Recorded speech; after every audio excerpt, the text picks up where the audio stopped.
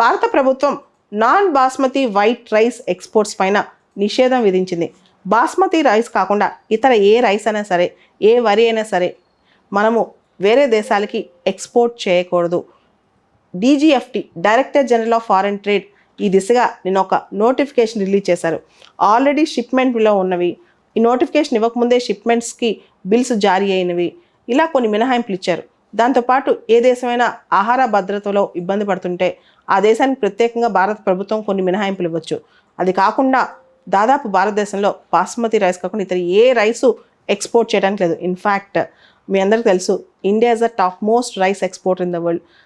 వరి ఎక్స్పోర్ట్స్లో India top అనమాట. తర్వాత థాయిలాండ్, వియత్నాం, పాకిస్తాన్ ఈ దేశాలు ఉన్నాయి. సో థాయిలాండ్, వియత్నాం, పాకిస్తాన్ ఎక్స్పోర్ట్స్తో, రైస్ ఎక్స్పోర్ట్స్తో పోలిస్తే ఇండియా చాలా టాప్లో ఉంది. డిఫరెన్స్ కూడా చాలా ఎక్కువ ఉందన్నమాట. అంత ఎక్కువ టాప్ ఎక్స్పోర్టర్.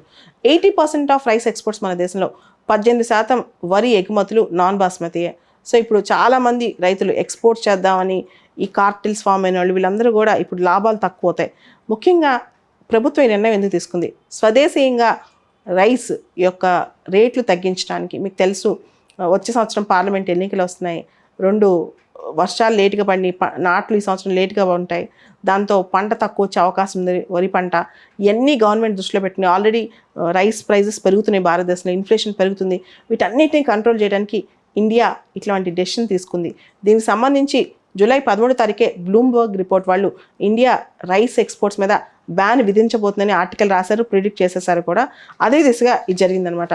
దీనివల్ల అంతర్జాతీయంగా వరి ధరలపై, ఇంటర్నేషనల్గా రైస్ ప్రైజెస్ పైన చాలా ప్రతికూల ప్రభావం పడే అవకాశం ఉంది. అంతర్జాతీయంగా ఆల్రెడీ రైస్ ప్రైజెస్ చాలా పెరుగుతున్నాయి. లాస్ట్ 2 ఇయర్స్లో ఇప్పుడు హైక్లో ఉన్నాయి అనమాట. ఇప్పుడు ఇంకా పెరిగే అవకాశం ఉంది, ఎందుకంటే ఇండియా ఎక్స్పోర్ట్ చేయట్లేదు కాబట్టి. వరి ధరలు బాగా పెరిగే అవకాశం ఉంది.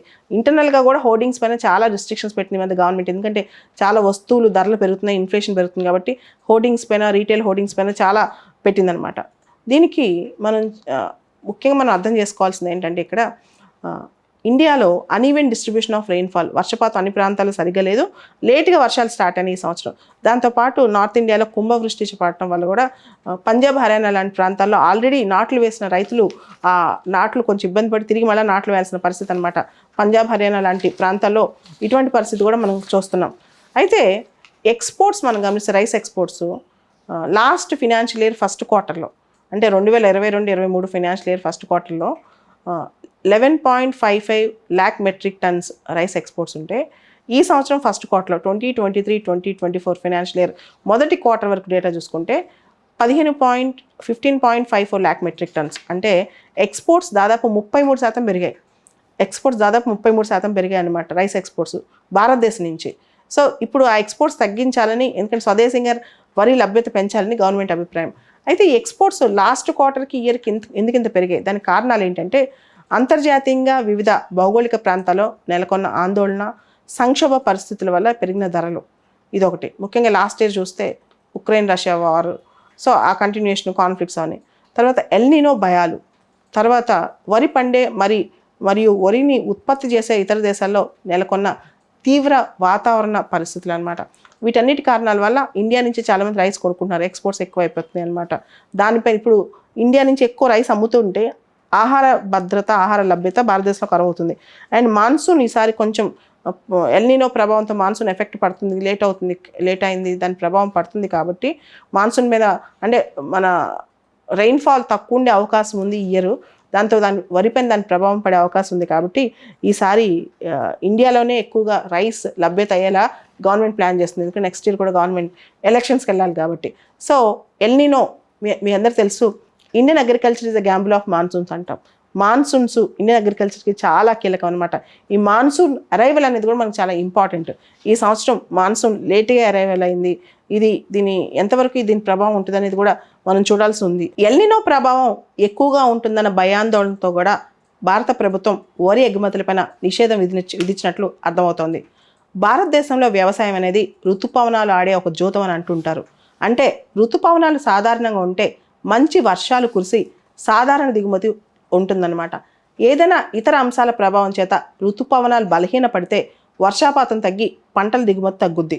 ఈ ఏడాది WMO, UN, IMD లాంటి వాతావరణ సంస్థలన్నీ కూడా భారతదేశంపై ఎల్నినో ప్రభావం ఉంటుందని అంచనా వేశాయి.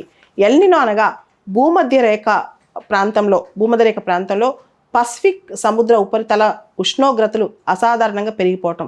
భూమధ్య రేఖ దగ్గర పసిఫిక్ సముద్రం దగ్గర ఉపరితల ఉష్ణోగ్రతలు చాలా ఎక్కువగా పెరిగిపోవటం.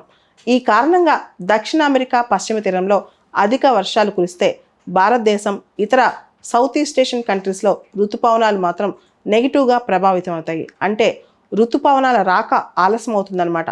అంటే అక్కడ ఎల్నినో ఉంటే మనకి ఋతుపవనాల రాక ఆలస్యం అవుతుంది.